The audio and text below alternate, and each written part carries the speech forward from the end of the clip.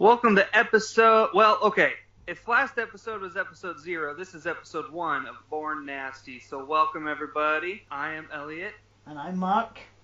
and right now in the U.S., where I'm at, it's blizzarding. Yeah. Well, do you know what? We've been really cold and icy. We've had a lot of ice and frost. And it was actually snowing the other day. You know, I took a photo of it actually out my window, and I was actually going to send you a photo of it. And I say, like, this is what our weather's like right now. But I find right, Nebraska's a really cold place, isn't it? I always think of Nebraska's being really cold. Well, it's about half and half. Yeah. In the wintertime, it's just unbearable. Yeah, they're kind of like us. Same goes for summer, but for different reasons. Yeah. It gets very, very humid, very soggy. So yeah. We got some mentions real quick before we get started. Yeah, a couple of people have been really supportive with the last episode. The first one is a guy called Billy Bowers. He's posted links and he's been telling people about the podcast. He was really excited to see this episode, so I wanted to mention him. And Awesome, thanks to him. So thanks a lot, Billy. And the second one is Claire Collins. She's a personal friend of mine. She loved the video. She's been sending it to people who thinks will be interested. So thanks a lot, Claire. Fantastic. And that's my mentions.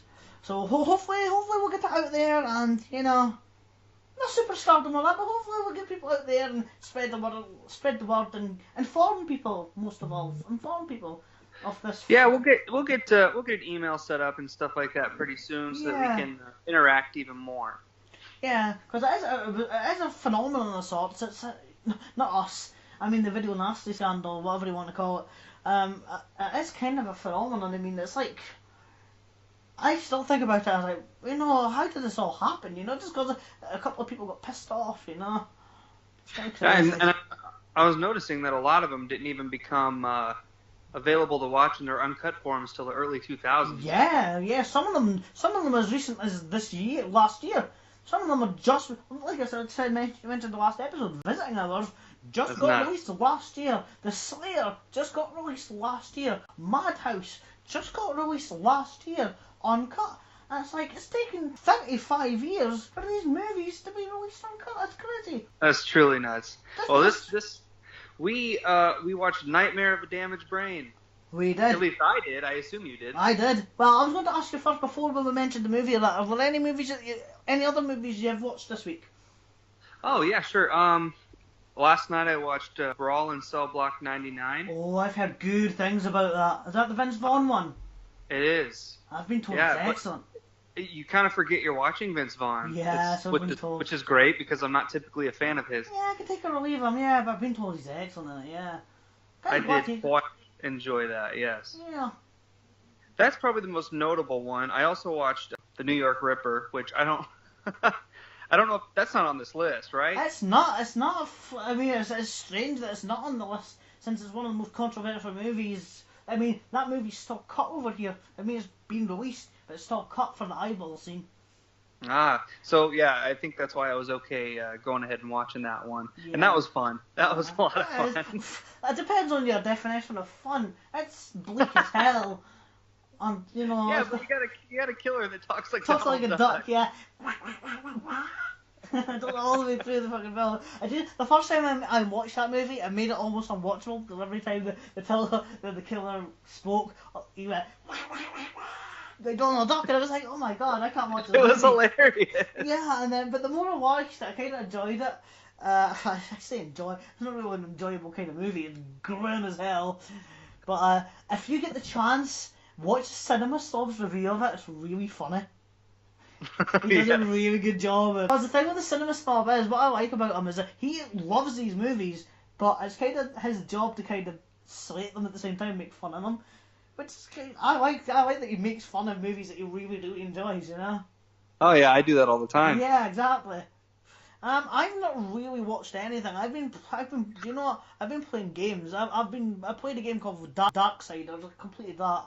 And now I'm playing a game you were telling me about that. Yeah, which is really good. I really enjoy that. It's the second time I've completed it. And the second game I was playing was Splatterhouse, which is the 2010 reboot of the Sega game from the 80s, the arcade game as well, from the 80s. It is enjoyable. It's just a mindless beat 'em up, but I quite enjoyed it. Oh, you know what else I watched? I watched that 47 Meters Down. Oh yeah. Oh, is that the? It's about a cave or no? Is that the one about the sharks or something? It's about sharks and isolation at the bottom of the ocean. It's got Mandy Moore in it. Oh, did she get naked in it? Unfortunately, no. I don't No, think I'm she'll not ever get interested. naked. That movie, I don't know. I kind of enjoyed it, but it was honestly just predictable every single beat of the way. Yeah, I had a And feeling it was from the that beginning, I mean, yeah, it was pretty. So it wasn't good by any means, but I still kind of was okay watching it. Yeah, I had a kind of feeling it was that kind of movie.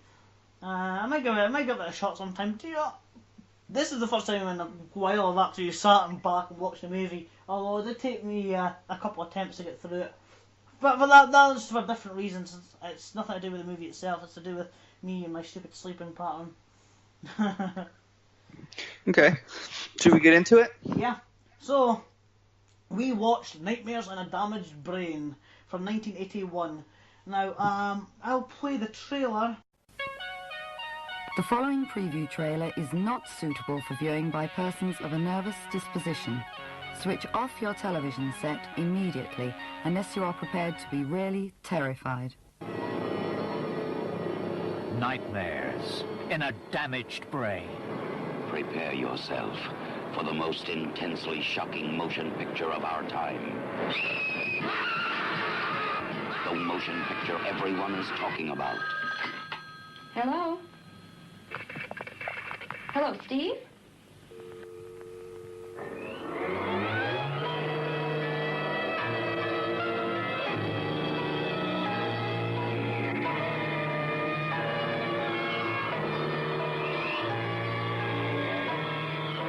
Nightmares in a damaged brain. Kathy? Kathy?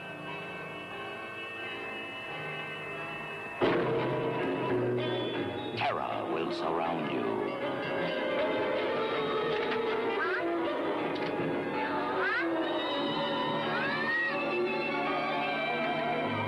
Pray you survive the night. Scream, but no one can help you. Listen to me, George. It's only a dream, and dreams can't hurt you.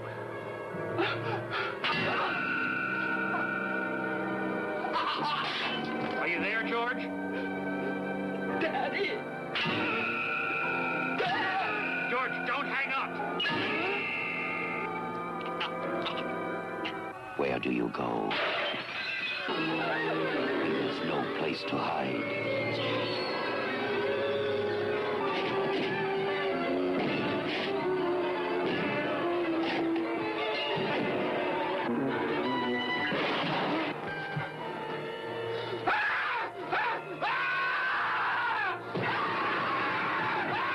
The dream you can't escape. Alive. Nightmares in a damaged brain. That is a lousy trailer. Yeah, that's a pretty bad trailer, isn't it? Yeah, it's a pretty spoiler-heavy trailer, if you ask me. It is. What struck me about the movie right off the bat is that it was very gory. It kicks off with that scene with her head in the bed that you saw there. Yeah. Which it just kind of caught me off guard. I did not expect that level. Oh yeah, it starts right away. There's no beating around the bush there, is there? A couple of things I wanted to get into is that this movie is directed by who's it? Romano Scanvolini, I think it is. I'm not a director I'm familiar with. It's controversial over here, and it was controversial just in general for a couple of reasons. The main one is because of this list. The distributor was jailed for 18 months because he put out a version that was 1 second longer than the BBFC cut. So actually it was the X rating at the time. So the X rating was 1 second shorter, and this guy distributed it 1 second, as if 25 frames, as if there's going to be that much difference, in 1 second, Right. And obviously pissed somebody off because the guy was jailed for 18 months. Well, he was jailed for a year, but he was sentenced to 18 months. Yeah, sentenced to 18 months. And one of the stories I liked is that during the showing of it, because it was actually theatrically released, during the showing of it, he thought it was a good idea to have guess the weight of the brain competition in the foyer of the theatre. Right then, the foyer, there must have been this. I can only imagine it was a big brain in a glass. You know, like you guess the sweets and guess like the candy and the chip, you know. Right. Yeah. So I find that kind of amusing. The second reason it was kind of controversial is at the time for publicity, the production used Tom Savini's name all over this. Tom Savini presents, from the makers of Friday the 13th, from the makers of Night of the Living Dead and Dawn of the Dead, and Tom Savini. Now this pissed him off because he says he had nothing to do with it. Now. That's what he said. Yeah, he actually says he was more of a consultant. Now, I don't know what to believe. He apparently sued these people. Now, the thing that I don't know who to believe, because there's photographic evidence of him on the set, you know, during the decapitation scene. So, whether he had anything to do with the effects of that, I don't know. But, yeah. I mean, even if he didn't, he did, because he was there telling them what to do, apparently. Yeah, but apparently the agreement was, use me, pay me, he's a prostitute, pay me and, but just don't use my name for publicity. But we'll go on about the story of the film, and then we'll talk about the making of it and all the rest of it, or what we know about it. Right, so it's about this guy, was it George Tatum, I think, who has just escaped from an insane asylum, from like a sanitarium, and... Yeah, he has a little bit of a breakdown after seeing flashbacks of a murder. Now he didn't escape, did he? He was released because they said he was good. Because he wasn't a threat. Yeah, the guy, the doctor, the psychiatrist guy says he wasn't a threat. So even though, like just a scene before that, all we saw was him freaking out. Yeah, he freaks out like, and he screams. Oh my god, the amount of screaming in this movie. There's more screaming in this movie than any of the Home Alone movies, or, you know. I had to keep turning it down because my daughter was asleep in the other room. Yeah, well, I had the same problem. I had to keep turning it down because I had to watch it twice, right? And I had to kind of watch it. The second time I watched it, I had to kind of watch it in two parts because I used to watch movies at night, but I kind of felt tired, so I had to turn it off the first time. And then I decided to watch it from the beginning. And then, this was 4 o'clock in the morning, I wake up, 4 o'clock in the morning, I wake up. So I turned it on, and then I realised I was like, screaming, I'm like, oh my god, turn it down, otherwise I'm going to get banging on the wall, tell me to shut the fuck up. People think I'm having the nightmares. So he's released from the sanitarium, or the mental asylum. First thing he does is he walks down 42nd Street in New York, apparently. Yeah, to talk to a sex worker, like a call, not a call, a phone, a chat-up line, and he goes into fucking seizure mode after listening to her playing with herself. She gets the old vibrator out, and apparently, his ears and brain start vibrating at the same time, and he's convulsing on the floor, and frothing at the mouth. Do you know what? That's another thing. 42nd Street. I love the way that looks in these movies. When you see 42nd Street and Nightmares on a Damaged Brain and Basket Case, and it looks awesome. I mean, it looks seedy as hell. It looks so seedy. Yeah, very seedy. That's kind of the point. Is that it's just the seediest, sleaziest strip of land you could walk on in the whole of America. Yeah, but awesome at the same time. I mean, I've heard a lot of people reminiscing about it. Film directors, Frank Hellenwater, the guy that made Basket Case, I saw like a mini documentary on him talking about 42nd Street, and it sounded fascinating. And you see what it's turned into now, which is almost like Disneyland in comparison. It's like, oh, we should have kept it like that. Yeah, that's where everybody was seeing all of those cheap exploitation movies and stuff. I wish that kind of thing still existed, places to watch exploitation movies and that, because that thing doesn't exist where I come from. We've got cinemas. We've got two big cinemas, and then we've got the Odeon, and then we've got I can't remember what the other one's called, Cineworld, I think it is, and then which shows your mainstream movies.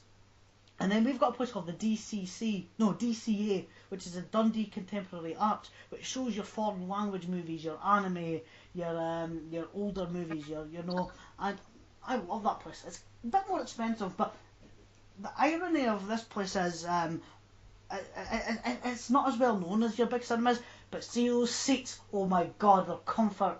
Oh, they're the comfiest seats ever compared to these big mainstream cinemas where I'm all cramped up, and I'm a small guy, I'm 5'2", and I'm like that, kind of scrunched up in the big cinemas, maybe because I'm not in like the priority seats or whatever. Because I like sitting at the back, I don't like staring up, looking at the screen, so I like sitting at the back, that way you get to see everything. But at the DCA, oh my god, the seats are so comfortable. I'd be curious to see those theaters. I want to see how they differ from the ones we have here because, Americans tend to be a lot larger and fatter, so we have big seats. You put both feet up along the row. They have recliners. We have reclining seats in like half of our theaters. Seriously? It's like are you aware of a comic called Billy Connolly? You have a what? Are you aware of a comedian called Billy Connolly? I've heard of him, yeah. Yeah, he's a Scottish comedian, and he goes on about that kind of thing. He says when you go to the cinema, he says, especially in America, he says you've got the fat Americans and that. He says, and you get all the different sizes of popcorn. He says you'll get the small popcorn, the medium popcorn. He says, and the large popcorn, and the family trough. He says they don't even need their hands. He says they just use their mouths, and that's kind of the image I got there. Yeah, the only problem is a small costs $9 and the large costs $15. Well, that was for like popcorn, the cheapest thing on earth. That's kind of like me. The last time I went to the cinema, actually, the time before that, when I went to see It, the new It movie, I went with my friend and I got a medium Coke and a medium popcorn. I was like, oh yeah, I should come to about £5. £8. I'm like, what? That's cheap compared to here, though. But that's still ridiculous. I almost died. I was like, do you know what? I was actually dealing when getting into the cinema. But that would have cost me at least $13 here. So what's $13? That's about. It's about £20, £15, probably. £20, yeah. That's crazy. It's unfair. It's just ridiculous. Yeah, that's how everybody brings in their own stuff. Everybody brings their own stuff. Oh yeah. Cinemas. I don't know if that's allowed where you are, but people do it anyway. Nope. People bring beer and that in with them. You're not allowed to bring beer in, but you do it anyway. And the staff know. Exactly. The staff know. You do it anyway. Well, the staff doesn't care because they're usually a bunch of high school kids. Yeah. Just don't give a crap. Yeah. My brother used to work at the cinema and he loved it. He absolutely loved working there. I always wanted to do that, and I might still do that someday. We'll see. I'm looking for a new job. My dream is to have my own drive-in theater. Yeah. Where I curate everything. But I mean that's a business that's kind of doomed to lose money. So I'll only do that if I'm rich. Oh yeah. But do you know what? That's a thing that we've never had here. We've never had drive-ins, as far as I know. Not in Dundee anyway. We've never had that. But I always like the look of them. When you see them in movies and that, I was like, it looks awesome. And that's where you'd see all of a lot. If you didn't live on 42nd Street, that's where you'd see all of the exploitation, stuff like that. Yeah. I definitely wouldn't. But going back to popcorn, it's definitely something I would not want to eat while watching this movie. I don't think. Yeah. No, absolutely. Yeah, it's not a popcorn movie. It's I loved the gore though. I did. I really liked the effects. That's why I think people are so convinced that Tom Savini has something to do with it, because the effects for a movie of this sort, the effects are pretty damn good. They're not amazing, but the effects are pretty good. Surprisingly good, at least compared to the movie. They're in terms of the movie, they belong in a movie that's way better than this one is. Yeah, we'll get into that in a little minute. We'll say our final thoughts. We'll mention that. So from there, it goes to this family, and you meet the lovely child CJ. Oh my God, this kid, CJ. He's just a little asshole. He needed a slap. He was to call him a little bastard is an understatement. He is It's He like was a bastard, though, wasn't over he? here, right? Over here, we would call him. He would be referred to as a little cunt. He would be called a little cunt. I mean, the way we use that word is different from over in America. We'll use it for anything. I call my best mate a cunt. All right, cunt, how you doing? It's not nearly as offensive over here as it is there, but yeah, he's a little bastard of a child. He spends the majority, the first half of his screen time playing pranks, and yeah, really, really nasty pranks at that, isn't it? I mean, he pretends to be stabbed. Yeah, cunt is a worse word over here, but I would still use that word to describe it. Yeah. Little fucking cunt. He is a little bastard. You want to kick him across the room. He was You really awful. do. I mean, he is. If he had to have a list, do you know what? Remember we were mentioning about making top 10 lists? If he had a top 10 list of really, really annoying child characters in movies, he would be right near the top of the list. Like CJ from Top Nightmare 10 on list Elm of little Street. cunt. No, he's infuriating. So yeah, he pretends to be stabbed, and he gets his mum all worried, who acts almost as crazy as CJ does. She is a pretty beast of a mum, isn't she? She screams, and she shouts, and she shakes them. Kind of understandably so, but she treats the rest of the kids like that as well. She screams and shouts at them all the time. She's a quite high maintenance kind of mum, isn't she? Meanwhile, she's fucking a boat captain. Yeah, and do you know what? We'll get into what we think of the characters later on. Yeah, the boat captain. He seems like a nice guy. He's pretty reasonable and all the rest of it. Yeah. So well, this is going on. This guy's wandering about, making phone calls, and he's just hanging up. It made me. Huh? Sorry? Oh, I was just like, it was very hard to follow. It just kept cutting from thing to thing. Yeah. And I was like, are these things related in any way? Yeah. Well, we'll get to that. That's what I'm saying. We'll get to that. We'll discuss that once we've kind of given the quick summary of the movie. Oh, okay.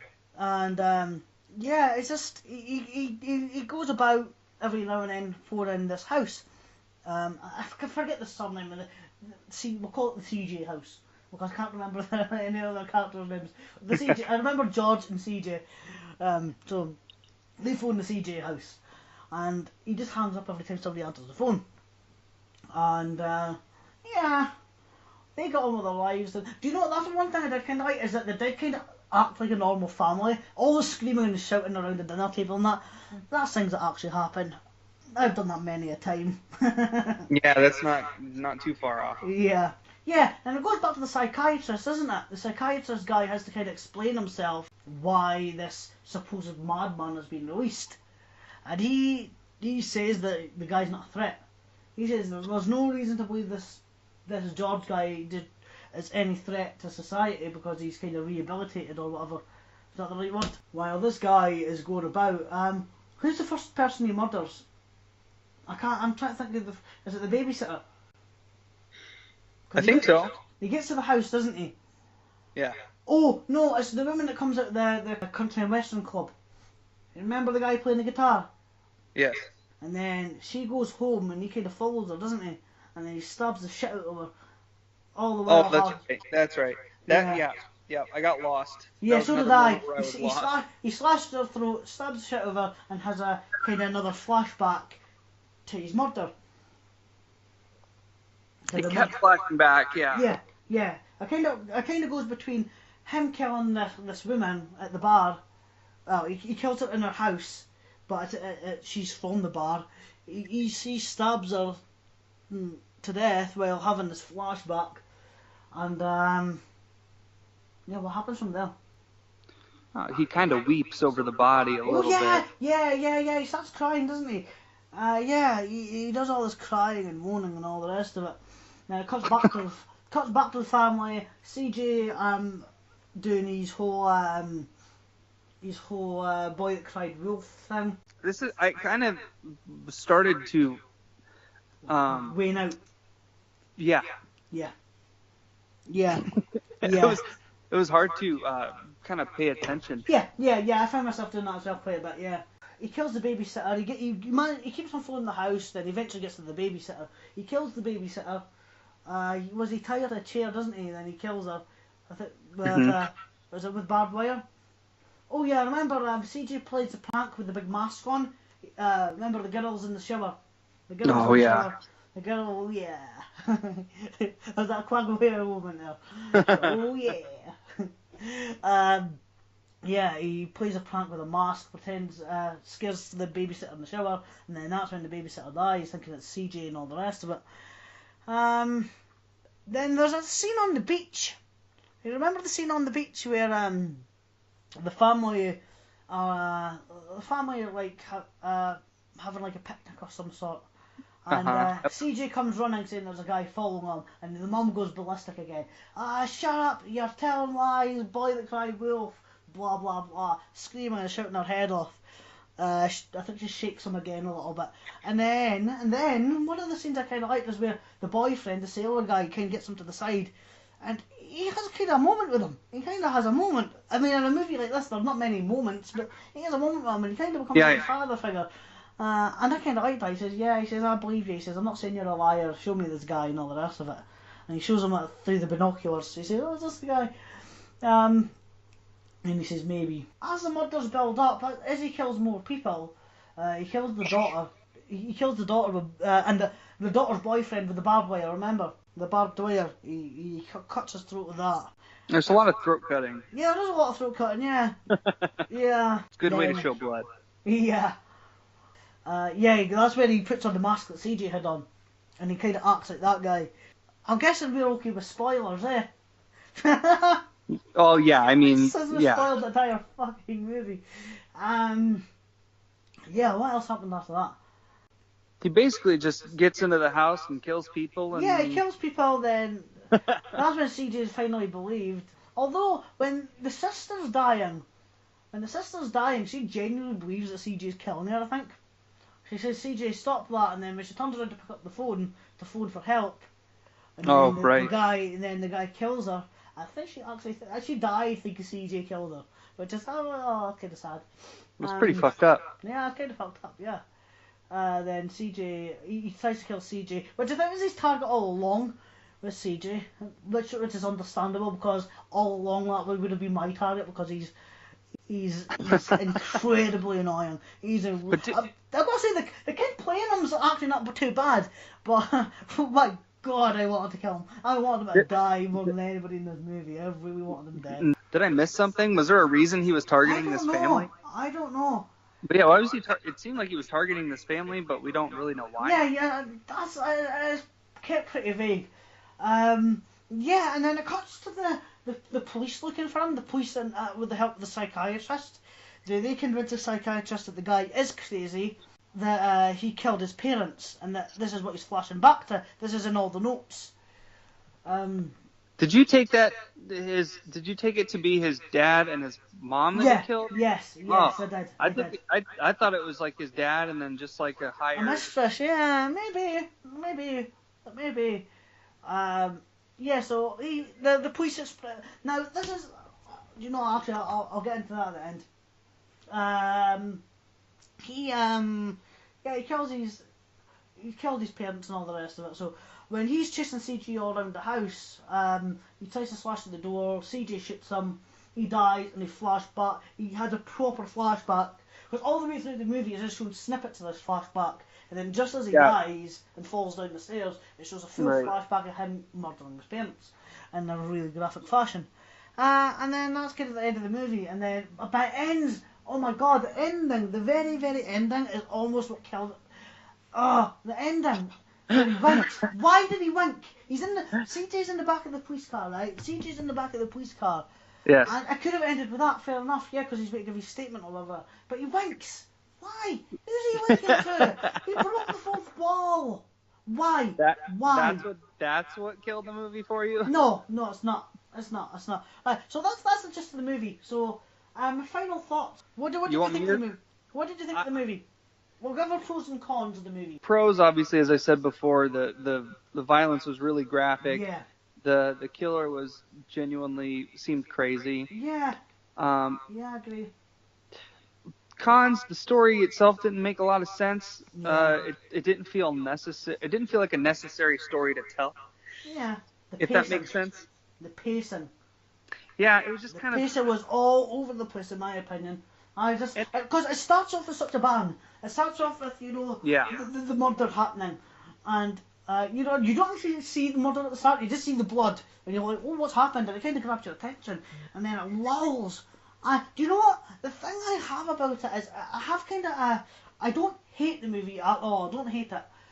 I don't necessarily love it, though. When it's good, it's pretty good.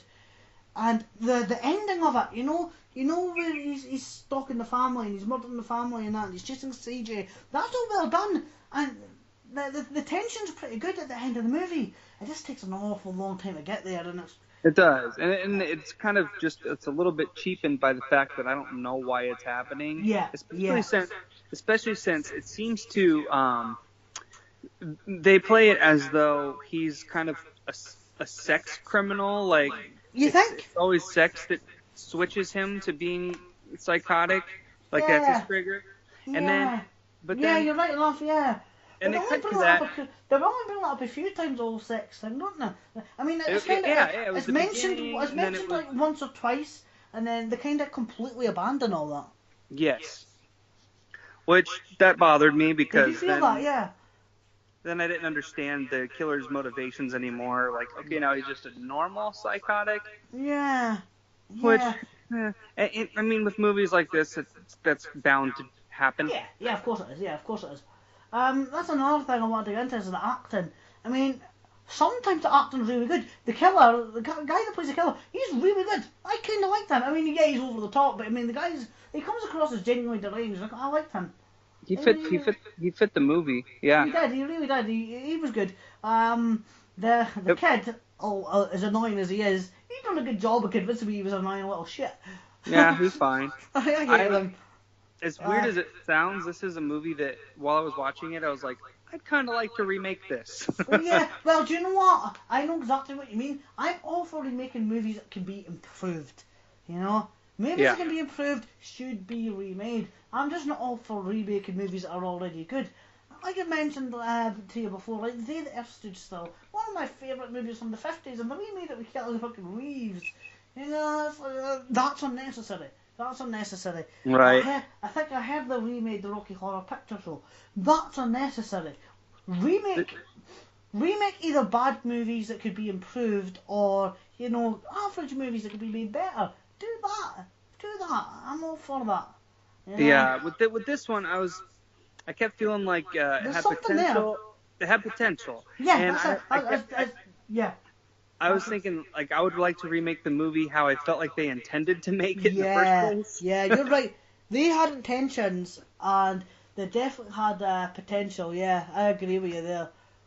And I don't know if the frequent flashbacks were those annoyed me, and because it could have just been done once, either at the beginning or at the end, and it would have been fine. Yeah, I think the intention there was just to show that you couldn't remember it all. And that as he was killing each person, he just kind of got more of it in his head. He remembered more and more of it. And that's it. Until he died. That sounds about right. Until he's like dying breath where he remembered everything. I think that was their intention there. I've got a similar problem with a movie called Man on Fire. Oh yeah. Tony Scott movie. And it's an alright movie. It's a decent revenge thriller. It's a bit long. And all the way through it, they show him with this bullet, and he throws the bullet, I think, and catches it in his hand, and all the way through they go back to him with this bullet because it's got some sort of memory to him, and that kind of annoyed me because all the way through it's like, yeah, we got it the first time, Just show it, either show it or at the beginning or at the end, and that way it's less distracting. Yeah, I mean, I hear people saying that Man on Fire is one of the best revenge movies ever made. I'm like, yeah, it's good. The revenge part's really good, but Man on Fire on the whole, it's not brilliant. I'm just not a Denzel fan. No, see, I am. I do like Denzel Washington. I like him. I think he's got a lot of charisma about him. I kind of like him. There's something I was going to mention about this. The characters. Overall, the characters are pretty dislikable.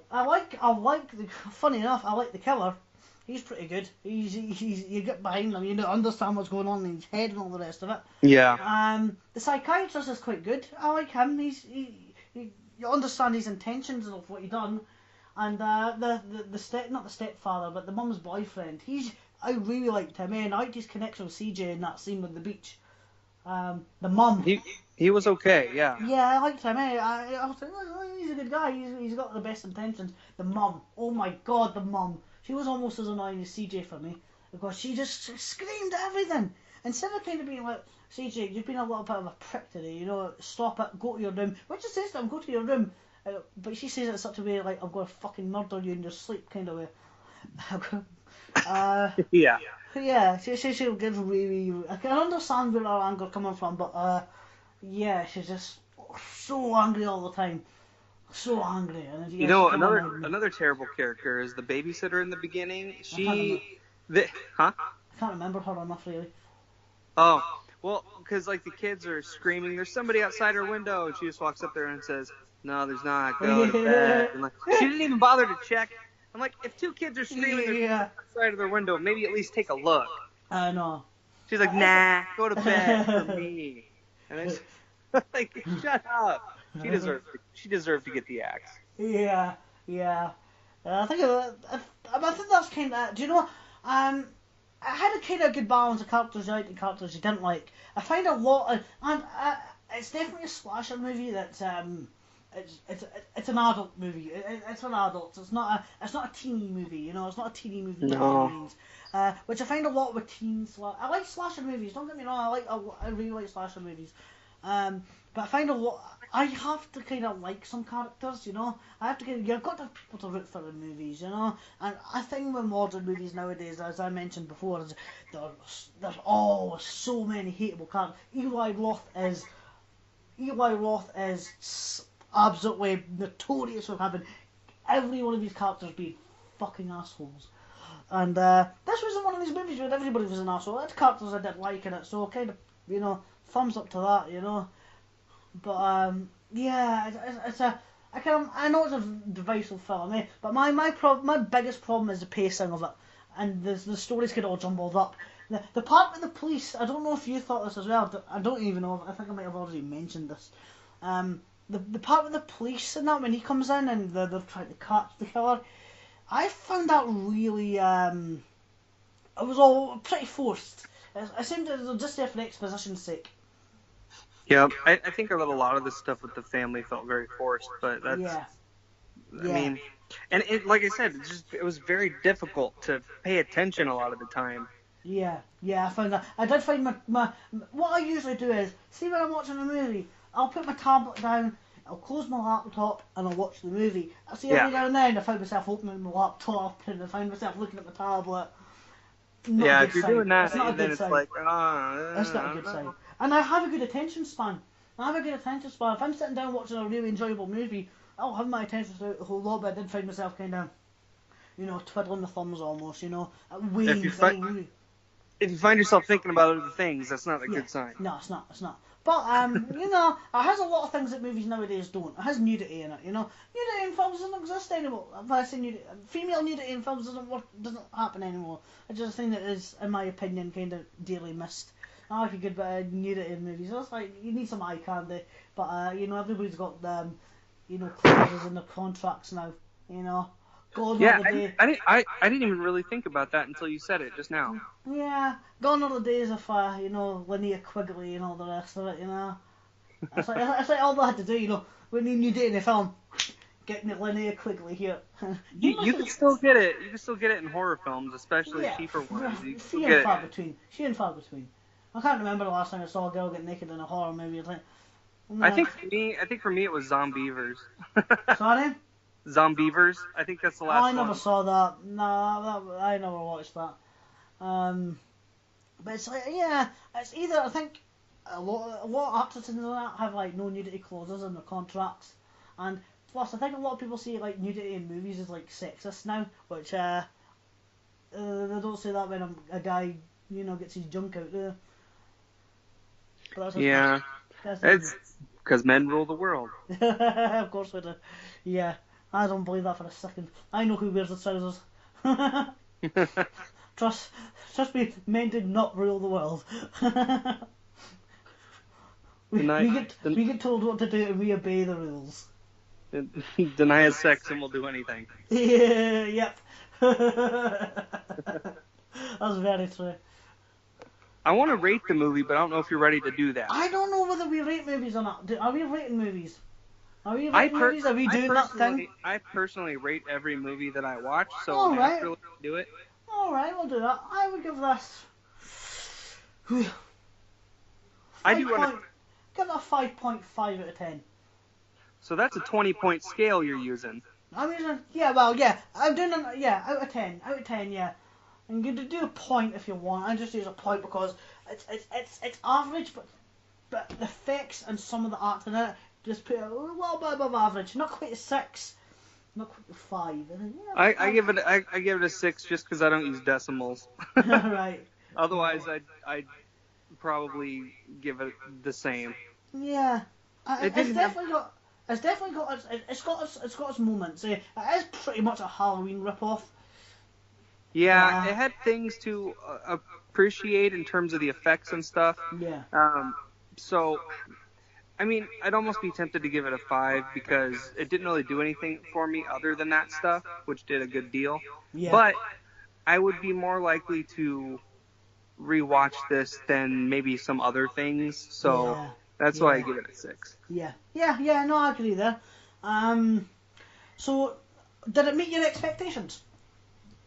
Gordon, this is your first time watching it, right? It was. I think that this was a little better than I expected because I didn't really know what to expect. I didn't watch the trailer or anything. I went in blind. Yeah. It had the elements that I could see why they chose it for their list, you know. Oh yeah. Well, it's one of the very few on the list where I can understand why they chose it. Nowadays, pretty tame. Yes. It's pretty tame. It's still gory. Don't get me wrong. It's still very gory. There's not that much violence in it, to be honest, until near the end. There's the flashbacks and all the rest of it. The most of it is just him walking about. It's the beginning, the end, and then just a smidge in the middle. yeah, pretty much. That's pretty much sums it up. Yeah, and you know, it's just kind of consistent. Kids running about, getting up to mischief. The mum screaming a little bit, and him going to CV sex joints. You know, and that's another thing we never mentioned. The flashback itself. The reason it's made him go bad is because he comes home from. I'm assuming the killer George comes home from school as a kid. Yes. About, how old did you say he was? 9, 10?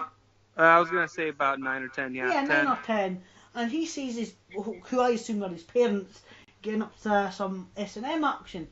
Yes. So they're whipping shit out of each other and, you know, enjoying themselves. And I've got to say... Dad's tied up, the woman... Yeah, Daddy's tied up, she's getting all whips out, and, you know, everything's kind of cool. They're having the time of their lives, probably. Until little old Joe here comes in. In his bow tie. Yeah, in his bow tie, like, yeah. Yeah, I don't get that. He was a bow tie. Especially the school. It was to make him look more innocent. Yeah, maybe it was, I don't know. I still never actually thought of that. He looked like a milkman or something. Yeah. He gets so traumatized by seeing his mum and dad in this kind of situation that instead of going, what I would have done in this situation, right? I'm trying not to think of the situation. If I came home and saw, you know, the same thing, I'd go, oh no, my eyes, you know, gouge out my eyes at least, you know. Just go to your bedroom and try to forget it. Go to another room, go to sleep, pretend you never saw anything, you know. Put some music on, play a video game, whatever, you know, whatever floats your boat. Just forget about it ever happened, you know. Yeah. You never saw anything. And then next day you wake up, hi mum, hi dad, have breakfast, off to school. That would have been like me. But no, this guy takes it differently. Instead of going to his bed and forgetting about it, he goes to the garden shed and grabs the biggest fucking axe he sees there, chops the mum's head off, and goes to town on the dad and plants a hatchet in his head. And then that was pretty good. That was pretty good. That is really well done, eh? And I like the way he kills the mum. I'm assuming it's the mum. You think it might have been a mistress or some sort. Maybe that's why he done it. Maybe he done it because his dad was cheating on him. Could be. Or cheating on the mum. You don't know. It's not very clear. It's not clear at all. A lot of this movie's pretty vague. So he chops off the head, and then continues planting the axe in a corpse in a lifeless body. I like the way that when he's doing the flashback thing, That when he cuts off the head, he just sees the head lying there and it blinks. Which is what you see in the trailer. And then he plants an axe in the dad's head and kills the shit out of him. And then kills the shit out of him. Yeah, no, kills the shit out of him. Yeah, as if you could only kill someone a little bit. Yeah. And he killed him to death. Yeah. He killed him real hard. Yeah, he felt that shit. Yeah, and that kind of ends the movie, and then it kind of pans in on little CJ, the bastard, in the back of the cop car where he winks at the camera. Now, do you know what? I thought they were going to. Now, this is my second or third time watching the movie, and it's slightly improved from the first time, because I think I fell asleep the first time I watched it. The first time I watched it just there, I thought they were going to do like The Omen. You know, where they zoom on his face and he smiles, and then at the end, you know, on Damien and he gives that smile. Now, I like how that is in the Omen. Apparently, I think it's Richard Donner, is it? That done the Omen. As he's you told the guy that played Damien, don't smile. Whatever you do, don't smile. And obviously, as a kid, being told not to smile, he gets a big fucking smirk on his face. Yeah. Which adds to the ominousness of Damien there. Just that end. It really does. I love that. But no, this little CJ has to wink at the camera, and it's like, yeah, well done, you broke the fourth wall. Fucking hell. I don't know if they've done that just to add a little more annoyance to the character, which didn't need to be done. It really didn't need to be done. If they needed to emphasise how annoying CJ is, they didn't need him to wink. Or they could have just left it, and I still would have got the gist of it. Yeah, I don't think that's why they did it. I think they were just trying to be cheeky. Yeah, clever. Yeah, I hated that. I thought, no, don't wink at the camera. I hate when they do that. I hate that kind of shit. Overall, I can tell this is going to be better than some of the movies we're going to watch. So. Oh yeah, it totally is. I already know for a fact it is. Like I mentioned before, I can see why it's on the list. While some of these are going to be like, why is this on here? Yeah. Was it or was it not Tom Savini that done these special effects, in your opinion? I felt like they were very much Tom Savini effects. Yeah, so did I. They're dead. I mean, you're right, they are very Tom Savini-esque, which could have meant that, you know, he was consultant, them. So yeah, it does have his kind of almost trademark stamp. Or it could have meant that it was him that made the effects. I'll give him the credit just because I want to increase his legend. Yeah, but he doesn't want the credit. Like, I don't know if it was because of this movie, he felt the movie was so bad that he didn't want credit for it. I mean, that's usually to be honest, the case. In my personal opinion, I think it's a better movie than the first Friday the 13th is. Yeah. It's not as boring as that. I don't know. I'm not the biggest fan of the Friday the 13th franchise. Nah, me neither. I like the iconic. I like that as well. Yeah, I like Jason as an icon. Yeah, and I like Jason X just for its ridiculousness. Well, I'm not. I don't know if I'm with you on that, but I haven't seen it since it came out. Wow, it's wow, Jason X. It's like, do you know what? It's like, people are like, why was Jason X ever made? It's like, it's made because it's fucking awesome. let's just take every horror franchise and put them in space. Sorry, what was that? I said let's just take every horror icon and put them in space. Next up will be we'll do Jigsaw in space. Yeah. Did they not do it with Pinhead? Did they not do Pinhead in space? They did. Fucking hell, I've only seen the Hellraisers 1 to 3, and yeah, the third one was bad enough to make me not want to revisit the franchise. The third one was okay. Yeah. The first two were amazing. Oh yeah. And then 4 was complete shit. So yeah, I didn't. So I've been told. And I heard that they only get worse. So I did not want I've been told. I actually watched a video of a guy that watched them all like over like a weekend. And I'm like, wow, you have much more patience than I do. You have much more endurance than I've ever had. You know what? I did that with the Puppet Master series, and there are. Yeah, but there's only like 4 of them. No, there's not. Yeah, there's not. I've seen 1 and 2. At the time, there were 9 when I watched them, and there's actually really? like 13 now. Yeah. Seriously, you're not including demonic toys or anything, though, are you? No. No, you're not including demonic toys or dolls or what's that other one? No. Or Nope, I'm not. what's the other one? The one at Toys. There's another one that's like Puppet Master, but it's not Puppet Master. I don't know, but anyway, I know there's Puppet Master 1 through 9, and then there's then they get into like very war type, like there's an Axis and I think there's like 11 at least right now. Puppet Master versus Jigsaw, Puppet Master versus Freddy. Yeah. Actually, there's a Pinhead, isn't there? There's actually a Pinhead puppet. Isn't there? Is that not one of them's called? Yeah, his name is Pinhead. He's got a tiny head and a big body. Yeah. Mrs. Leach. I like the first Puppet Master movie. It's enjoyable. It's not a masterpiece by any means, but it's a good movie. I like the first two. They go way downhill to the point where like one of them is basically a clip show of the other movies. I think it's like number 7 or something. That's entertainment. God, it was just such a cash grab. Yeah, Fuck like Charles Band. Yeah, like the That's Entertainment movies, except with Puppet Master. Right. Fucking hell. Yeah, it might have just been like an end reel, you know. Yeah. It could have just ended with Yeah. I'm tempted now to watch to do that with the Hellraiser movies. I know it would be they can't do that. I know it would be an endurance test. I was just saying, if you do that, it might not be a next podcast because you'll probably just fall into a coma.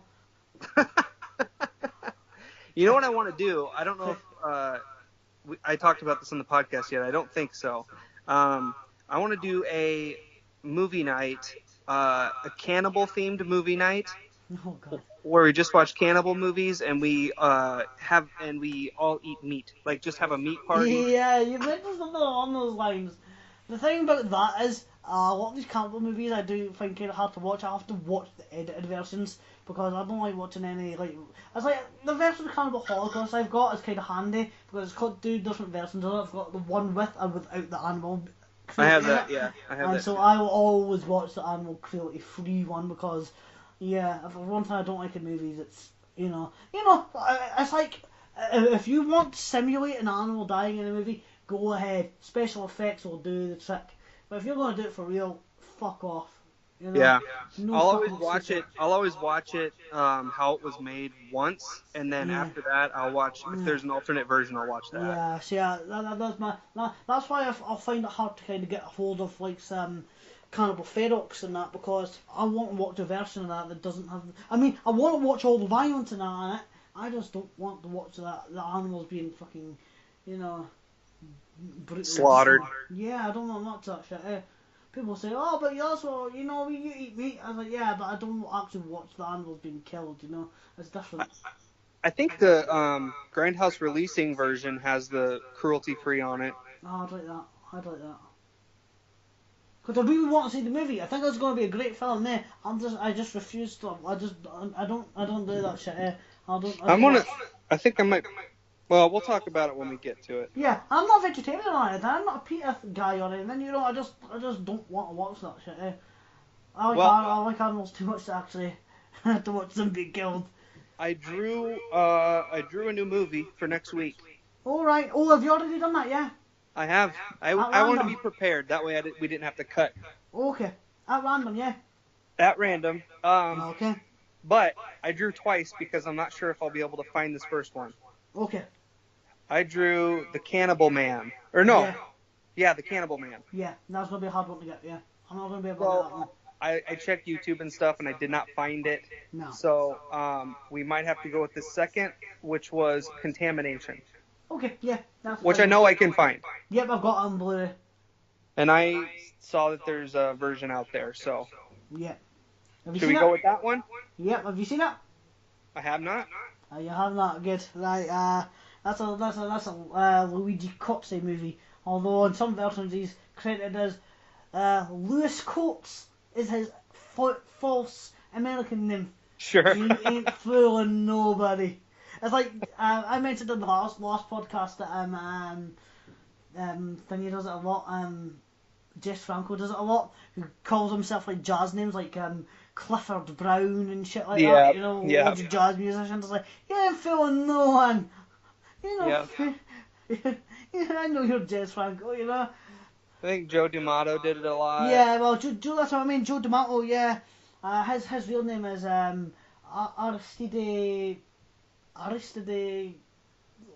Giamatti or something.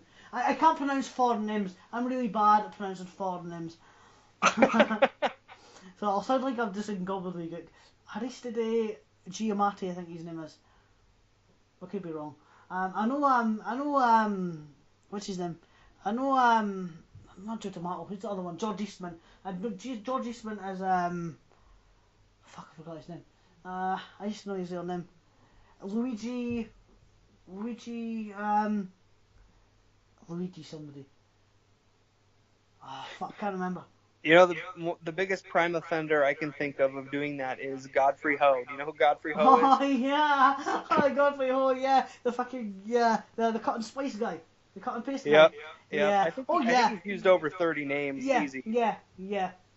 He's like the living dead at Manchester Morgue of film directors. The Living Dead at Manchester Morgue has like 50 alternate titles. It's called The Living Dead, Manchester Morgue, Living Dead at Manchester Morgue, Don't Open the Window. It's got like a million different, and I mentioned that in the last podcast as well. But yeah, so we will be looking forward to Contamination, and yeah. That's actually one I've heard of. Like, I've heard people talk about it a bit. So yeah. And It's a fun one. Well, from what I remember, I don't want to give too much away. But yeah, it should be a good one. Thank you for our support. I want to say thank you to our supporters for. I know we didn't have too many, but the people I mentioned, Billy Bowers and Claire Collins, thank you very much for your support. Share our videos. This is on SoundCloud and it's on YouTube. It's on the YouTube? Yeah, it's on my YouTube channel. Cool. So we'll see you next week with Contamination. Yes. Thank you very much, Elliot. Thank you, Mark. I'll see you next week. Goodbye. Goodbye.